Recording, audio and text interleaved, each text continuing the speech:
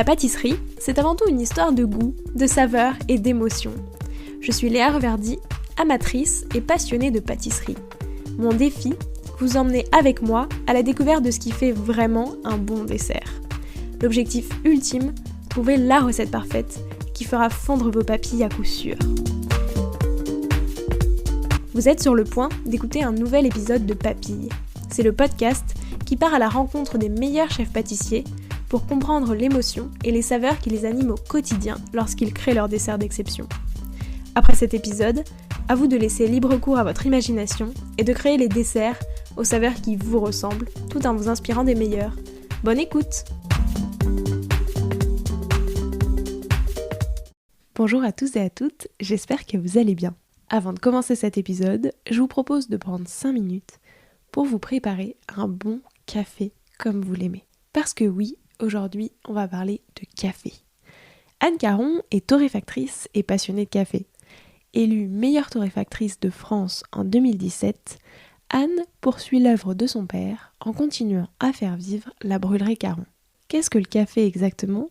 Ou encore quel est le rôle d'un ou une torréfacteur ou torréfactrice ? Vous saurez tout ou presque sur le café. Surtout si, comme moi, vous n'êtes pas du tout un expert en la matière. Alors, au menu de cet épisode, la méthode pour préparer le café tel qu'il arrive dans notre tasse et ses différentes origines, le processus d'assemblage, comment tout ça fonctionne, comment bien préparer son café, ou encore comment l'utiliser en pâtisserie. Bonne écoute! Bonjour Anne, comment vas-tu ? Très bien, merci. Pour commencer, je te propose de revenir un petit peu sur ton parcours de torréfactrice, mais au prisme des saveurs. Déjà, quand est-ce que toi, tu as découvert le café ? Quel âge t'avais à peu près ? Écoute, j'ai découvert le café. Alors, mes parents travaillaient déjà dans la torréfaction, mais paradoxalement, moi, je ne goûtais pas trop le café à cette époque-là. Peut-être parce que pour moi, c'était réservé au monde des adultes. Et j'ai appris à découvrir le café par la pause café quand j'étais étudiante. Et là, j'ai commencé à goûter mes premiers cafés lyophilisés sucrés. Donc, un monde qui n'avait rien à voir avec le café.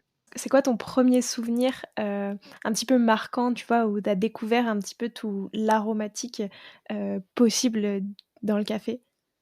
Bah, une fois qu'on a goûté cette boisson lyophilisée qui n'a rien à voir avec le café, qui est agréable, hein, café lyophilisé, sucré, je suis rentrée dans une boutique de café qui n'était pas celle de mes parents. Et j'ai découvert l'ensemble des origines, et déjà ça m'a donné envie de voyager. Et de fait d'avoir envie de voyager, ça m'a donné envie de goûter. Et là, j'ai pu découvrir qu'il n'y avait pas le café, mais il y avait les cafés, et chaque origine avait une palette aromatique différente et une richesse. Effectivement, et on va y revenir dans cet épisode, c'est vraiment l'occasion et ça m'intéresse énormément. Avant ça, j'ai une autre petite question. C'est quoi, selon toi, le café parfait ? Tu as l'origine de café parfaite pour finir un repas le dimanche midi. Alors, je dirais pas une origine, mais tu sais, j'ai tellement travaillé sur ce qui est le café Caron, c'est-à-dire le Oui. blend signature. En fait, notre maison, et c'était le parti pris de mon père, c'est de proposer un seul café, un café unique, le blend Caron, qui pour lui était la tasse parfaite. Donc, c'est un assemblage de 4 origines de café. Et en fait, du coup, on se positionne un peu comme un maître chef dans le nombre du café quand on fait un assemblage. Donc, chacune des origines va apporter quelque chose à la tasse finale. Et on a tellement travaillé sur cet assemblage pour qu'il soit complet et parfait que je dirais que pour moi, je suis très chauvine, mais le blend Caron, c'est la tasse parfaite.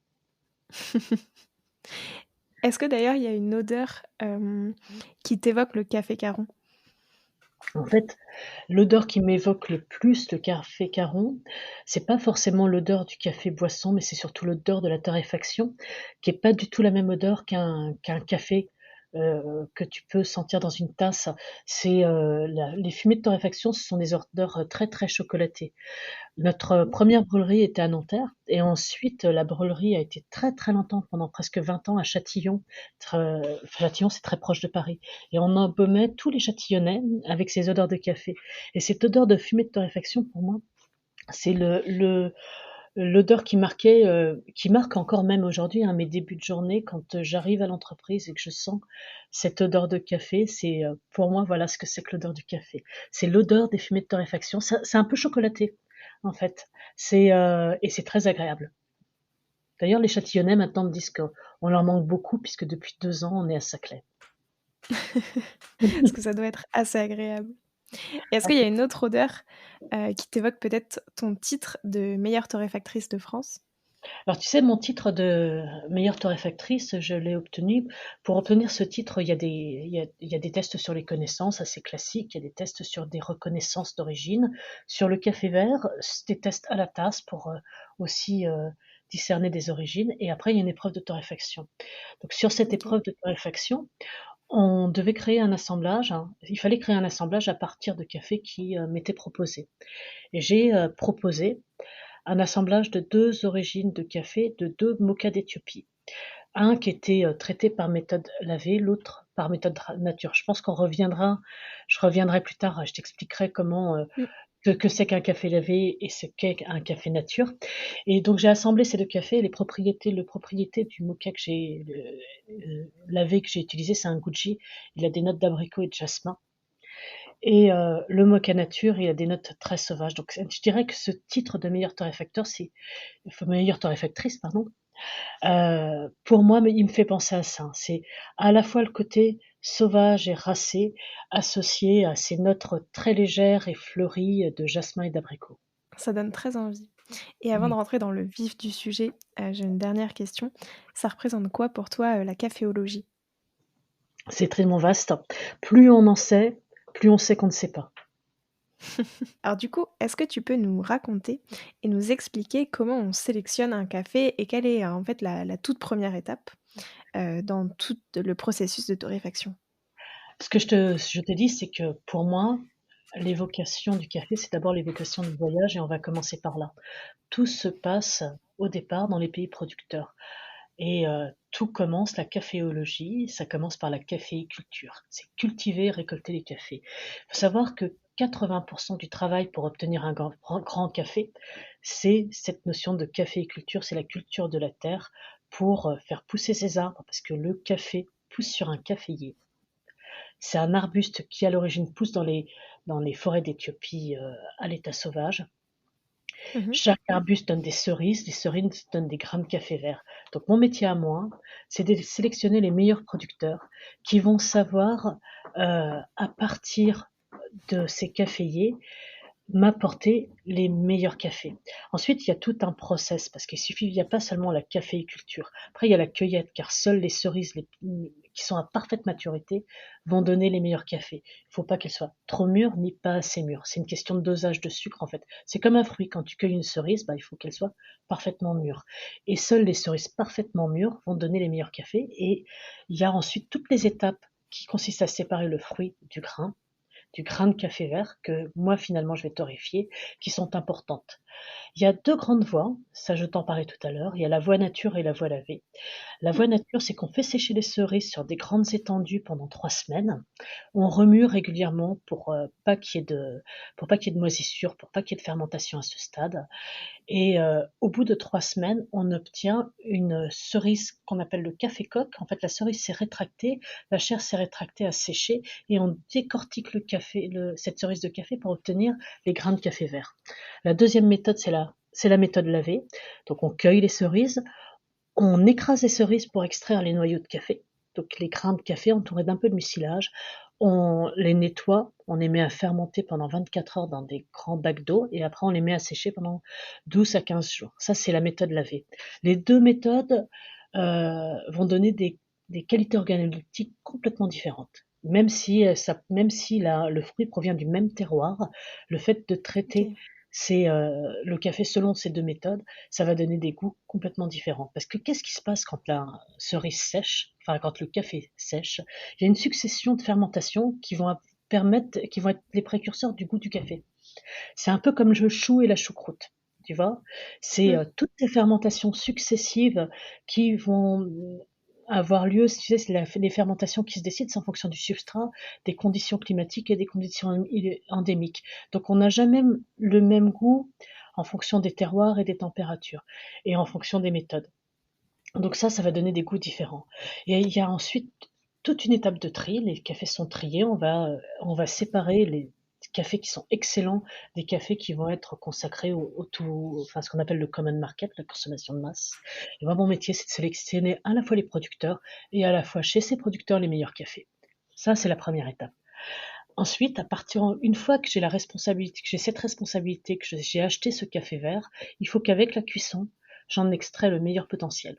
Et ça, c'est comme toute cuisson, c'est une alchimie. Il se passe plein de choses. Donc au début, j'ai un petit grain de café vert, je vais le cuire, je vais monter très progressivement la température jusqu'à 200, 220 degrés. C'est ce qu'on appelle une cuisson lente. Ça dure à peu près 15-17 minutes. Et il faut contrôler toutes les étapes, c'est-à-dire seconde par seconde, pour savoir comment la chaleur pénètre dans le grain, pour provoquer ces réactions de cuisson. Et les réactions de cuisson, ce sont les mêmes que tu retrouves en cuisine. C'est la réaction de Maillard, enfin, toutes ces réactions de cuisson vont permettre de développer le goût du café. Une fois ce café cuit, il y a plus que l'extraction. Et là, c'est soit le professionnel, soit c'est toi, quand tu vas acheter un paquet de café.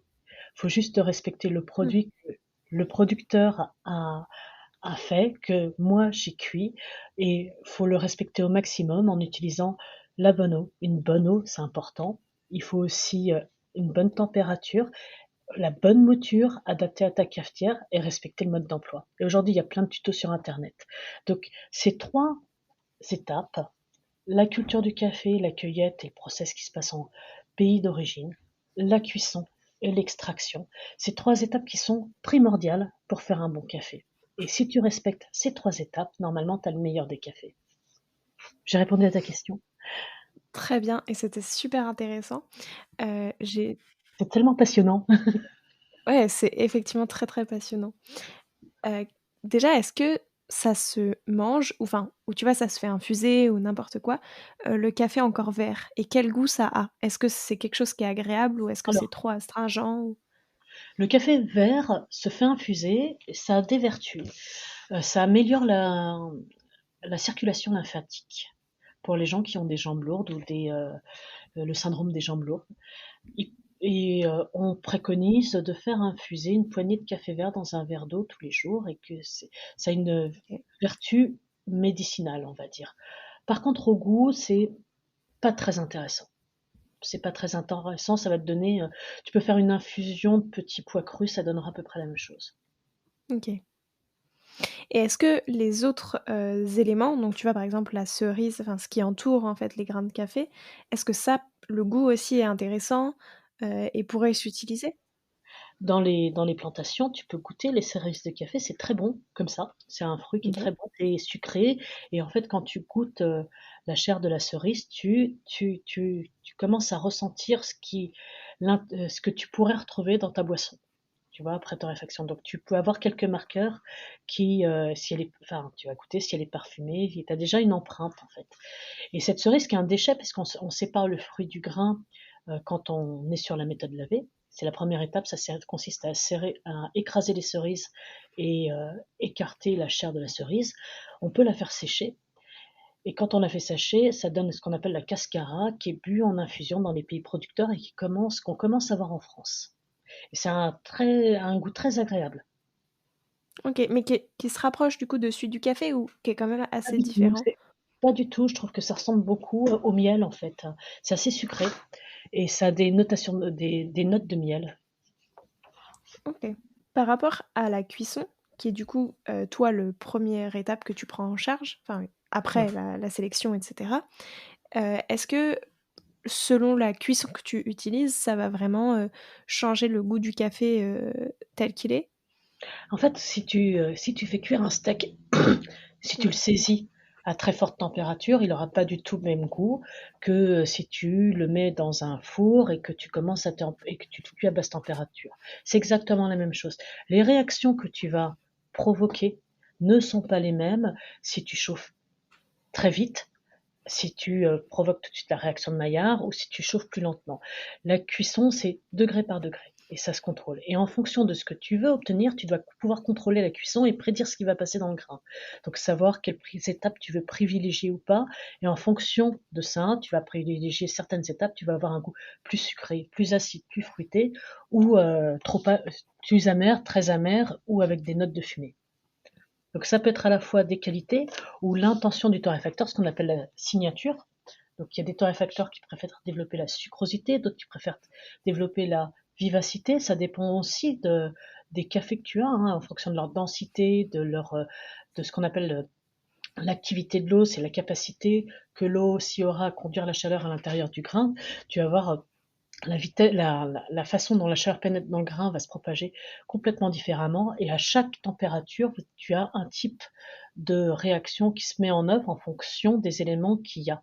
Donc chaque étape est importante et chaque étape va donner des goûts différents. Donc tu as l'intention, la signature du torréfacteur, et puis après tu as les défauts. Parce qu'après tu arrives sur quelque chose qui est cramé, qui est trop cuit, ou qui va avoir un goût de fumée, et là c'est pas bon. OK, et alors comment ça se passe, pour tout ce qui est assemblage? Parce que j'ai une question par rapport aux 2, mais d'abord je voudrais savoir ce qu'est Alors, l'assemblage vraiment précisément. l'assemblage, c'est le fait d'assembler plusieurs cafés pour obtenir quelque chose qui n'a rien à voir qui n'a rien à voir avec tes cafés d'origine. C'est un peu le 1 plus 1 égale 3.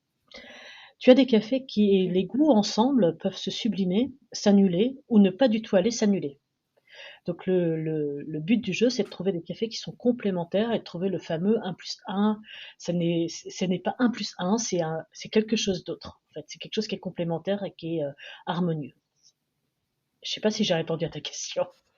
Oui, mais du coup, à quelle étape est-ce que tu assembles le café? En fait, tu as 2 cafés qui sont prêts, qui Alors, sont en fait, il y a déjà, comme il y a 2 partis pris, et les 2 se valent, hein. C'est qu'un peu quand on est torréfacteur, on est forcément très chauvin, donc chacun pense que sa méthode est mieux. Je dirais que les 2 se valent, et chacun des arguments se vaut aussi. Donc tu as ce qu'on appelle, on peut torréfier les cafés de façon séparée, parce que chaque courbe de cuisson optimum est différente d'un café à l'autre. Ça, c'est une chose. Et OK. tu as ce qu'on appelle la torréfaction amalgamée. Donc tu fais ton mélange et après tu torréfies ton café de façon amalgamée. Donc les courbes de torréfaction ne sont pas optimum, mais par contre la densité du café, une fois que tu l'auras moulu, sera plus homogène. Donc les 2 méthodes se valent pour moi, parce que chacune aura ses qualités et ses défauts. Moi, pour ma part, pour le café Caron, j'ai choisi de torréfier en amalgamé. OK. Parce que j'allais te demander, tout à l'heure, la question qui me venait, c'était est-ce que du coup, au moment de la cuisson, quand tu penses à l'assemblage, tu vois, est-ce qu'il peut pas être intéressant de faire un café un peu plus sucré et un autre, un peu plus amer, par exemple, pour au moment où tu vas les assembler, tu vas avoir un petit peu des notes d'un peu toutes ces saveurs-là, et est-ce que ça peut pas être intéressant? Ça peut être intéressant, mais après il y a le problème de la densité au niveau de la mouture, qui fait que OK. du coup, ce que tu vas gagner d'un côté, tu vas le perdre de l'autre, et réciproquement en fait. Donc ça ne peut être qu'un compromis. Très, très clair.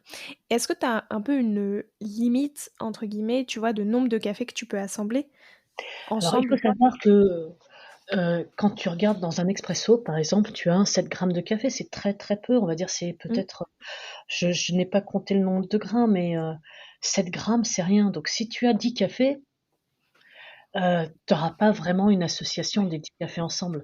Donc moi, je dirais que 5, c'est le maximum du maximum. 4, c'est pas mal. Donc un assemblage, c'est à partir de 2 et jusqu'à 5. Toi, en tant que torréfactrice, pourquoi enfin, qu'est-ce que tu préfères déjà entre les cafés, enfin, pas bruts, mais tu vois, où tu l'assembles pas et il reste tel quel, il est cuit et cetera et tu développes ces notes aromatiques, mais tu en as qu'un seul? Ou alors l'assemblage et pourquoi? Ça dépend. Alors, est-ce que tu préfères ton père ou ta mère? En fait,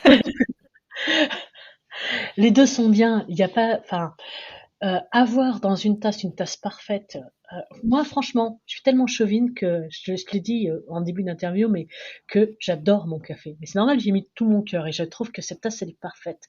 Mais j'aime aussi, sur des occasions différentes, déguster un single sur une infusion douce. Donc un single, ça va être un moka d'Éthiopie, ça va être, heu, dans les dans les mokas, tu as plein de variétés. Donc disons que ça dépend de mon humeur. Et Il y a pas de préférence, en fait. Si c'est bien fait un assemblage, c'est top. Si une origine, elle est bien choisie, elle est exceptionnelle, c'est top aussi. Est-ce que d'ailleurs il y a des règles, heu, dans le choix des origines? Tu vois? Est-ce que tu peux, marier des origines enfin des cafés, enfin un qui vient d'Éthiopie par exemple et un qui vient plutôt d'Amérique du Sud? Est-ce que on s'en fiche?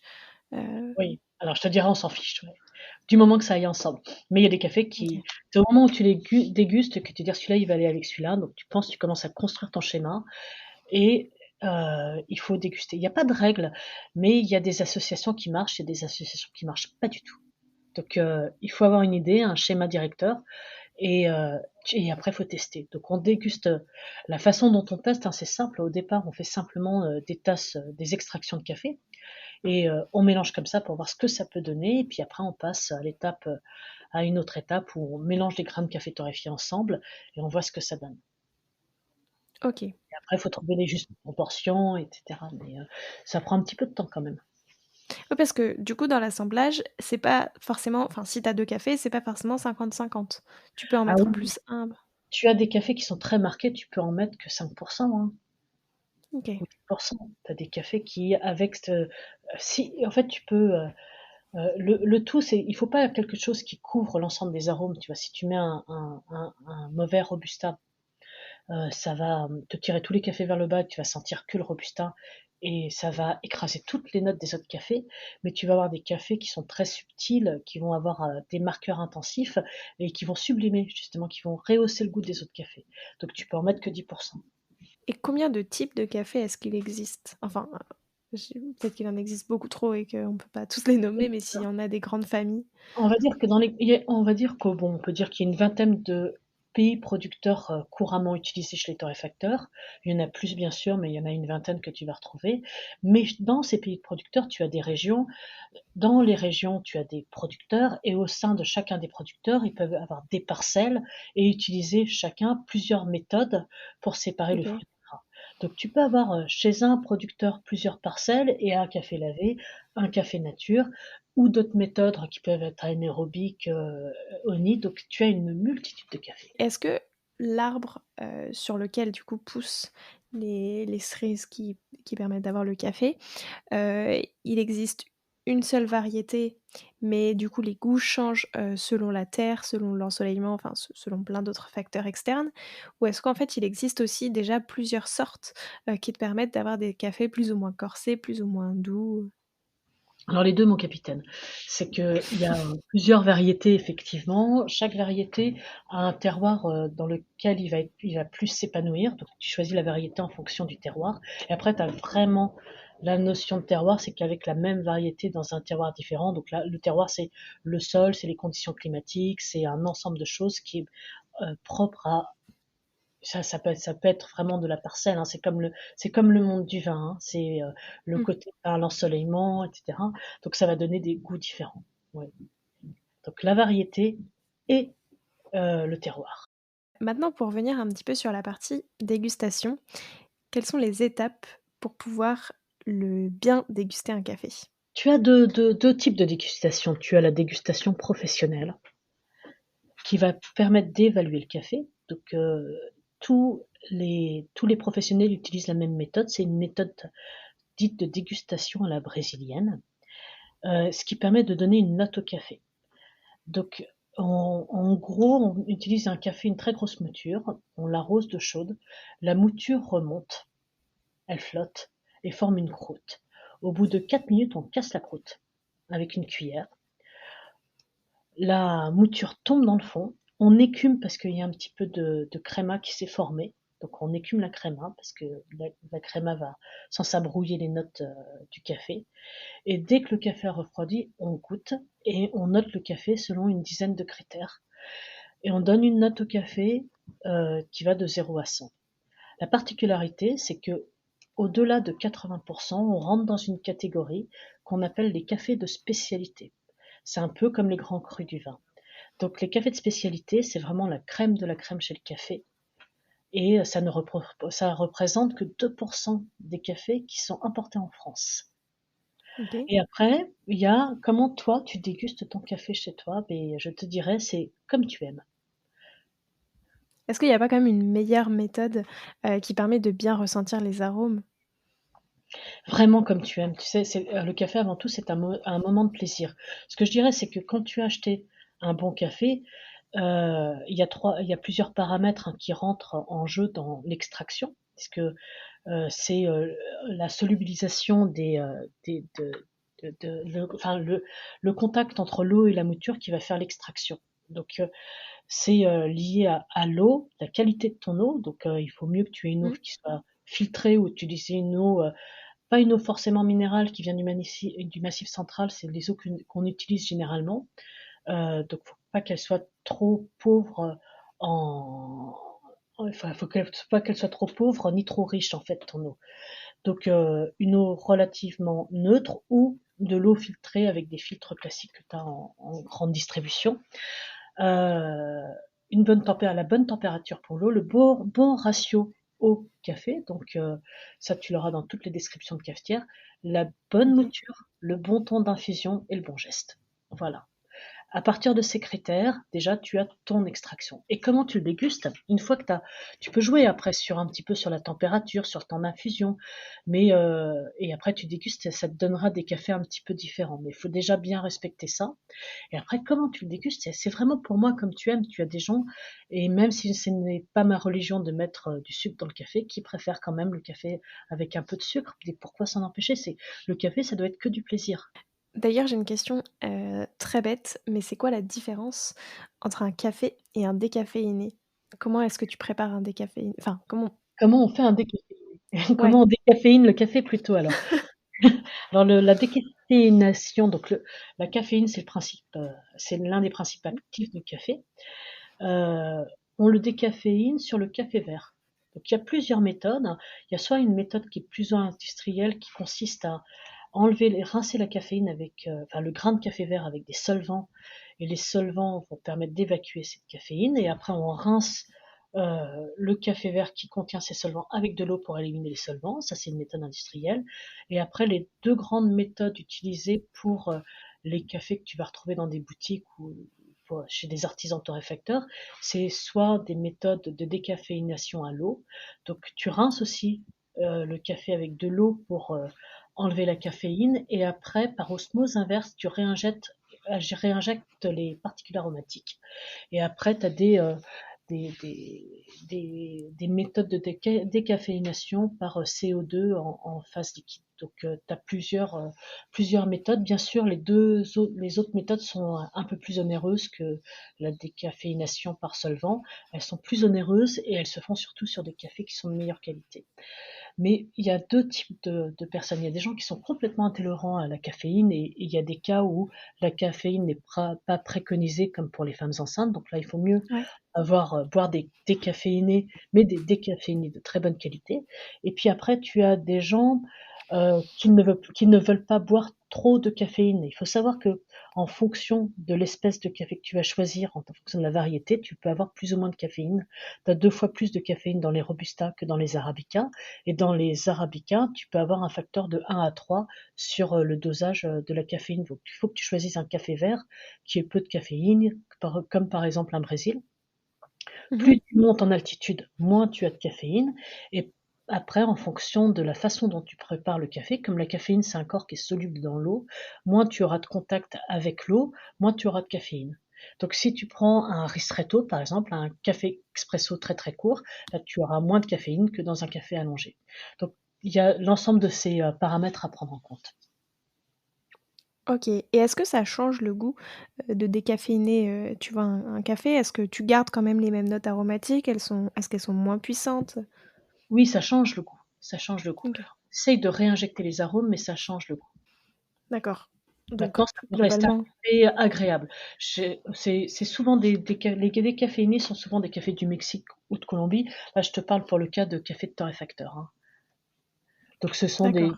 si tu achètes ton décaféiné à l'eau chez ton torréfacteur, ça sera un café de bonne qualité. Tu n'auras pas toutes les subtilités d'un moka d'Éthiopie, mais ça restera un café très acceptable. Alors depuis tout à l'heure, tu parles de moka, arrabbiata et cetera.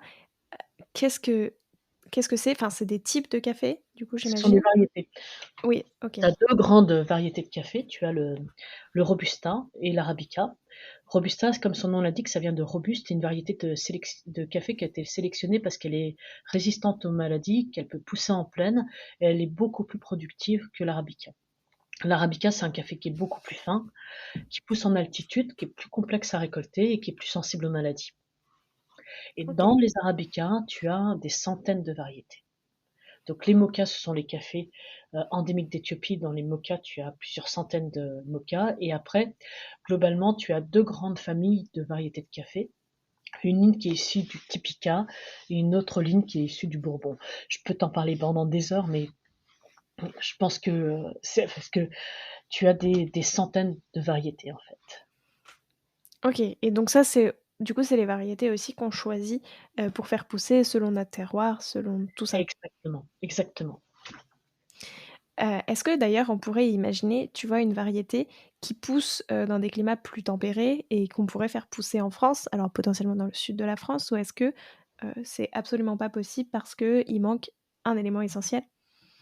Alors moi j'ai entendu parler, mais je ne sais pas si c'est de l'ordre de la rumeur, de quelqu'un qui voulait se lancer, profiter du réchauffement Mmh. climatique pour se lancer dans la culture du café en Bretagne. J'ai moi-même un caféier chez moi qui me donne parfois quelques cerises. De là OK. à se lancer dans la culture, je suis pas sûre qu'on- que ça fonctionne. C'est surtout les conditions climatiques hein, qui vont être problématiques. Par contre, tu as du café français en Guyane, à La Oui. Réunion, enfin, dans les îles, tu as du café français. Oui d'accord, mais du coup même le sud de la France, c'est les saisons sont trop courtes, pour avoir un café, Le caféier est vraiment un arbuste qui pousse entre les deux tropiques. Tu as aussi écrit un livre sur le sujet qui s'appelle donc Cafégraphie. Est-ce que tu peux nous expliquer le projet et un peu tout comment tu l'as pensé ce livre? Écoute, c'est une collection chez Hachette, donc tu as, moi j'ai eu dans les mains le livre qui s'appelait Vinographie et quand je l'ai lu, je dis: «Mais ça, c'est exactement ce que j'aurais envie de faire pour le café».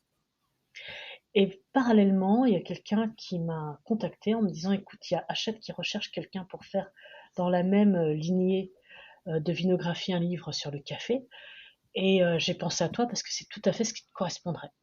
Et bah, du coup, voilà comment l'aventure est partie.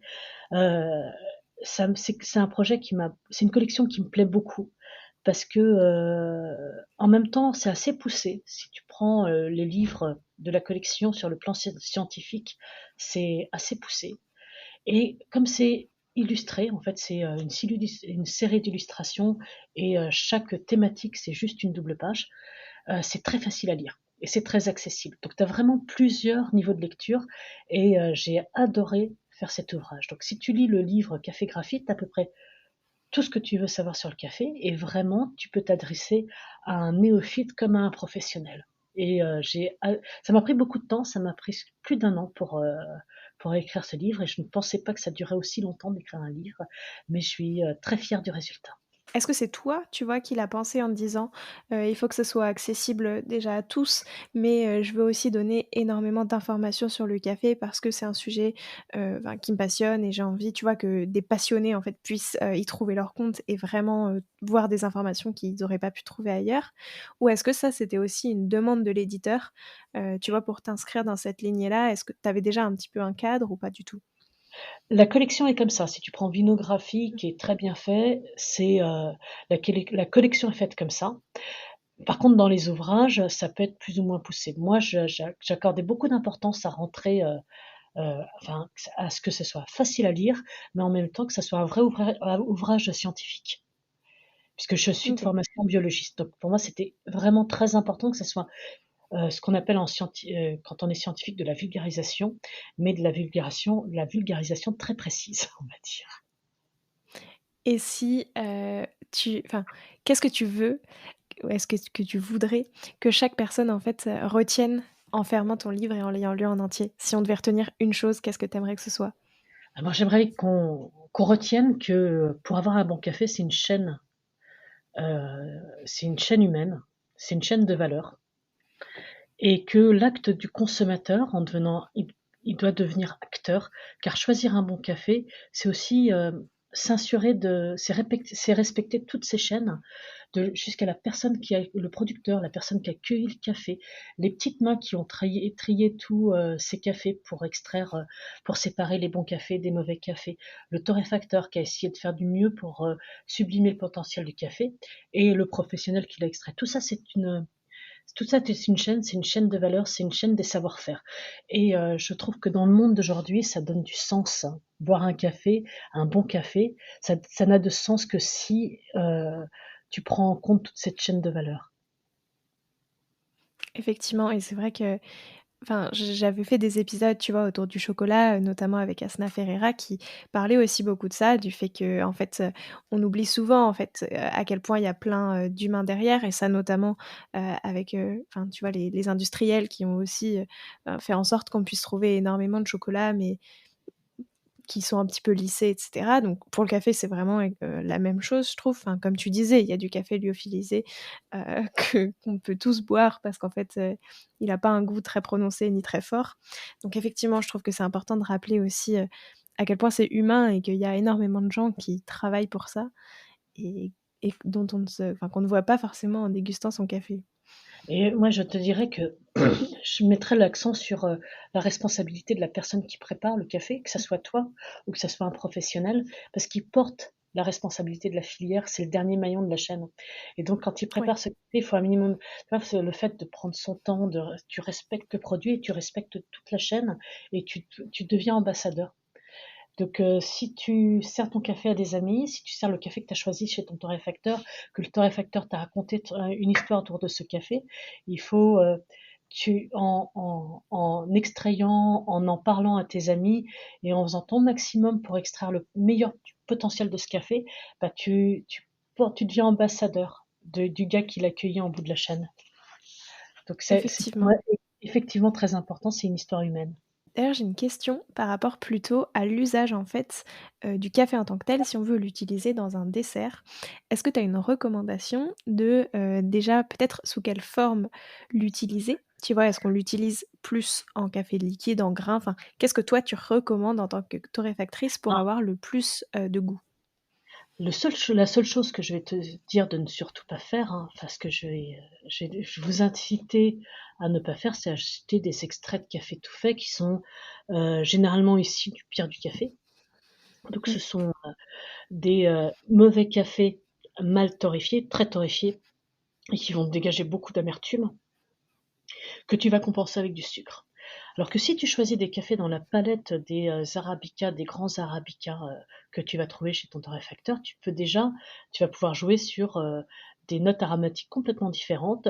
Le fait qu'il n'y ait pas d'amertume, si tu vas mettre moins de sucre, et après, la façon dont tu vas l'utiliser, ça dépend un petit peu des recettes que tu veux avoir. Si tu peux infuser le café dans le lait, dans la crème, soit en grains directs, soit moulu en fonction de ce que tu veux obtenir comme intensité. Après, tu peux aussi faire un expresso pour tremper les biscuits comme pour le tiramisu. mmh. Après, tu peux aussi utiliser le café que tu vas broyer pour donner un petit peu de consistance, pour juste saupoudrer en fait, pour donner de la coloration. Donc tout peut être utilisé. Tu peux utiliser du café moulu dans une pâte sablée, c'est aussi vachement intéressant. Donc, OK. il faut pas s'en priver, en fait, mais surtout pas d'extrait de café industriel. Ça, c'est quand même tellement dommage de faire un bon gâteau maison, même très simple, et d'utiliser ça. C'est autant ne pas utiliser le café dans ces cas-là. Effectivement. Et est-ce que, selon toi, il y a une origine, qui passe très bien, tu vois, en dessert, si on veut faire un dessert, 100 au café ou même une glace, par exemple? Tu vois, est-ce qu'il y a une origine qui passe bien parce que, je sais pas, justement, elle est un petit peu sucrée, elle a des notes un petit peu florales ou quoi? Franchement, elles passent toutes très bien et elles vont être toutes différentes. Donc, que ça soit de la glace de café, que ça soit un dessert à base de café, tu peux choisir, vraiment, tu auras des notes complètement différentes. C'est plus dans l'association, en fait, que tu vas l'association, si tu as du fruit Mmh, rouge, tu vas aller chercher un café qui va être, comme le fruit rouge est plus acide, tu vas peut-être aller chercher un café qui est plus sucré. Donc, c'est plus dans l'association, en fait, que tu peux jouer, mais ça te donne une palette aromatique très riche et qu'il faut aller explorer.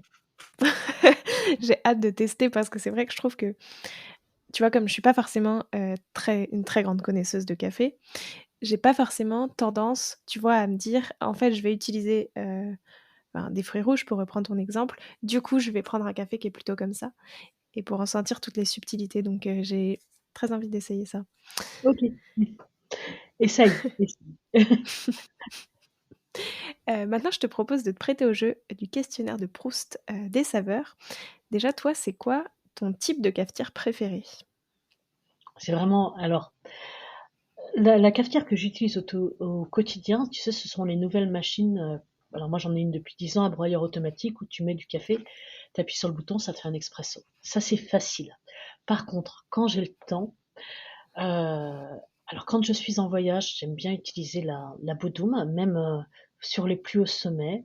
Quand je suis en randonnée, j'ai, ma petite cafetière et mon petit moulin, parce que j'aime bien prendre le temps, de me faire un bon café en face d'un beau paysage. Quand j'ai des amis, j'aime beaucoup la cafetière à siphon à la fin d'un repas parce que c'est peut-être la plus belle façon de préparer un café. J'aime aussi beaucoup la Chemex parce que la façon dont on sert le café, il y a toute une gestuelle qui est magnifique aussi. Ça fait penser à la cérémonie du café. Donc tout ça pour te dire que j'ai pas vraiment de méthode préférée, sinon une méthode de tous les jours parce qu'elle est simple et après, bah, c'est en fonction du moment. Et d'ailleurs, est-ce que quand on enfin, selon le type de cafetière qu'on utilise, est-ce que ça va changer, le goût du café, le goût final? Oui, oui, bien sûr, ça change complètement le goût du café parce que la mouture n'est pas la même, la surface en contact avec l'eau n'est pas la même. La, mmh, tu peux avoir avec, par exemple, avec la Chemex, une infusion qui est très légère, qui n'aura pas de corps, qui va être proche du thé, et avec le même café, un café avec une cafetière meilleure, tu sais, à piston, Mmh. on va avoir beaucoup plus de corps, ça va être plus corsé. Donc on va avoir avec le même café des goûts, je dirais pas complètement différents, mais vraiment différents. Ça doit être aussi rigolo comme exercice à faire, tu vois, d'avoir plusieurs cafetières, de préparer le même café, selon ces cafetières et de goûter un petit peu Ah, les différences de notes c'est aromatiques. très intéressant, c'est très intéressant. Bon, bah, ça, tu as un peu répondu tout à l'heure, mais du coup, si ce n'était pas, heu, votre, votre assemblage chez Caron, ce serait lequel ton café préféré? Ah, j'ai pas le droit de le dire, Non. écoute, j'adore les cafés, nature, d'Éthiopie. Très bien. C'est quoi ton péché mignon? Si je te dis le café, la glace la glace au café? Mais peut-être, c'est quoi, l'ingrédient ou la sucrerie ou enfin, c'est peut-être du salé, que tu préfères déguster avec le café? Alors il y a quelque chose qui est tout bête, mais que j'adore. Tu prends des courgettes, tu les coupes à la mandoline, tu fais quelque chose de très, très fin. Ça te fait un carpaccio, tu arroses d'un filet d'huile d'olive et tu saupoudres le café et ça, c'est super bon. Du café moulu? Du café moulu, ouais. OK, Et c'est super facile à faire, c'est étonnant. ouais, effectivement, ça c'est très, très intriguant. Et qu'est-ce que, selon toi, la majorité des gens ignorent sur le café et que tu trouves qu'il est important de savoir? Moi, ça me désespère, de voir les gens acheter, des cafés industriels et je me dis: «Ils ont tellement de choses à savoir». Ce qu'ils ne savent pas, c'est, ce qui se cache derrière le café et la différence entre, l'énorme différence qu'il y a entre un café de spécialité, que tu vas trouver chez ton torréfacteur et un café industriel. Enfin, c'est et dans la qualité, dans tout le processus, que ça soit de la cueillette à la cuisson, c'est des mondes qui sont tellement différents et le café, de spécialité est tellement peu connu que ça enfin peu connu, ça commence à venir, hein, on a de plus en plus de gens, qui s'intéressent au café et la différence qu'il y a entre café et café, en fait, tout simplement. Ça, selon toi, comment est-ce qu'on pourrait un petit peu éduquer les gens, pour qu'ils aient plus, qu'ils se tournent plus vers du café de producteurs, de torréfacteurs? Alors c'est, le café, ce n'est pas, quelque chose qu'on doit subir, on doit être aussi acteur du café et on doit questionner. Simplement si à chaque fois que qu'un consommateur, qu'un client dans un bar, dans un restaurant, pose simplement la question quand on dit à la fin du repas, vous prendrez bien un petit café, qu'est-ce que vous me proposez comme café? Donc juste remettre de l'importance Mmh. au café qui clôture ton repas quand même, hein, Oui. et questionner la personne, le restaurateur, en lui demandant qu'est-ce que vous avez choisi comme café pour moi? Pour moi, ça serait remettre le café au centre de la table comme un produit gastronomique. Et là, un restaurateur ne peut pas t'avoir proposé les meilleurs produits qu'il a choisis chez des producteurs locaux et à la fin finir ton repas par un café industriel, c'est pas possible, quoi. C'est sûr. Et est-ce que tu penses que, si tout le monde, tu vas goûter un café fait par un torréfacteur, ce serait c'est impossible après de revenir, à un café, industriel? Ah oui, écoute, moi je m'amuse dès que je le peux, dès que je peux, je le fais. Je mets plusieurs tasses avec plusieurs cafés, dont un café industriel. Heu, c'est un assemblage, pas trop considéré comme pas trop mauvais, hein, soit avec du robusta, soit sans robusta et une fois qu'ils ont dégusté, tu vois bien la différence et après je leur dis: «Mais mettez juste une petite cuillère du café industriel dans la tasse que vous avez préférée» et tu vois à quel point juste une petite cuillère d'un café industriel dans une tasse de café, de torréfacteur, tu mets juste une cuillère et ça te tue tous les arômes. Ouais. Et ça, c'est un Donc exercice très sympa à faire et les gens l'oublient pas après, hein, donc ils ne reviennent pas en arrière. ouais, effectivement, mais en vrai, c'est comme beaucoup, beaucoup de produits, qui ont été énormément industrialisés. Enfin, c'est ce que je disais, le chocolat, c'est vrai que ça a pas du tout le même goût, pareil, un chocolat qui est vraiment, fait et préparé par, un chocolatier Mmh, versus, c'est clair, du chocolat industriel, quoi.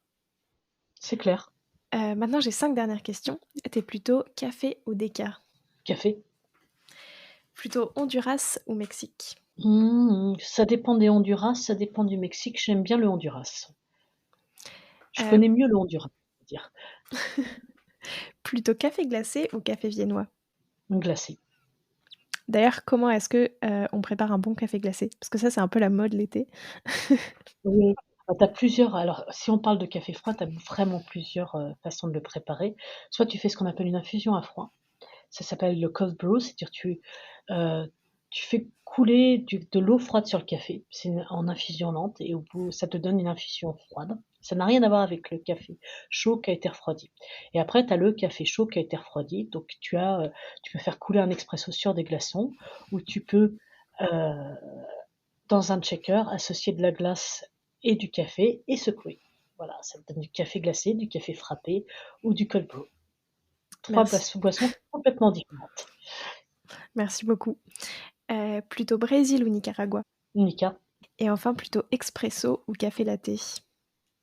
Mmh. Plutôt expresso. Merci beaucoup Anne, c'était passionnant de découvrir, cet univers que je connais très, très peu, donc merci beaucoup. Je demande à tous mes invités un petit défi en lien avec l'épisode à me lancer et à lancer à tous les auditeurs et auditrices qui voudraient le refaire. Donc là, je sais pas, soit goûter un café, soit faire, une recette à base de café, enfin ce que tu veux. Je te laisse nous proposer, un défi. Moi je dirais une photo de pause café la plus originale. Mmh, merci beaucoup pour ce défi. Je te laisse le mot de la Merci. fin. Est-ce qu'il y a quelque chose que tu aimerais ajouter? Eh bien, j'espère que pour ceux pour ceux qui ne connaissaient pas le café, qui verront le café autrement et surtout n'oubliez pas de poser, la question quand vous êtes dans un établissement, dans un bar ou dans un restaurant: «Qu'est-ce que vous avez choisi comme café pour moi? Qu'est-ce que vous me proposez comme café?» En tout cas, merci beaucoup. Je pense que c'est en tout cas, moi, j'ai trouvé ça passionnant pour découvrir vraiment tout cet univers, tu vois? Et comme tu l'as dit, quoi, voir le café autrement, se rendre compte aussi, de toute la subtilité aromatique. Alors on le sait, tu vois? Mais je trouve que c'était encore plus parlant. Donc merci beaucoup pour ton temps et vraiment, c'était vraiment très passionnant. Merci beaucoup. Merci, bonne journée à tout le monde alors. J'espère que cet épisode vous a plu et que vous avez appris plein de choses sur le café. Et moi, je vous dis à la semaine prochaine en compagnie de Marie Dieudonné.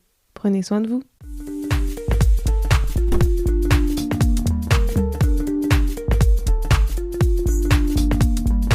Alors, quel sera votre prochain dessert? Merci d'avoir écouté cet épisode jusqu'au bout. S'il vous a plu, n'hésitez pas à le partager aux gourmands qui vous entourent. Et si vous voulez soutenir Papille, 2 choses. La première, notez l'épisode 5 étoiles sur Apple Podcast et laissez un joli commentaire. La seconde, vous rendre sur papillepodcast.com, sans oublier le S de Papille, et vous abonner à la newsletter pour être prévenu de la sortie des prochains épisodes et des articles que j'écris régulièrement. À bientôt!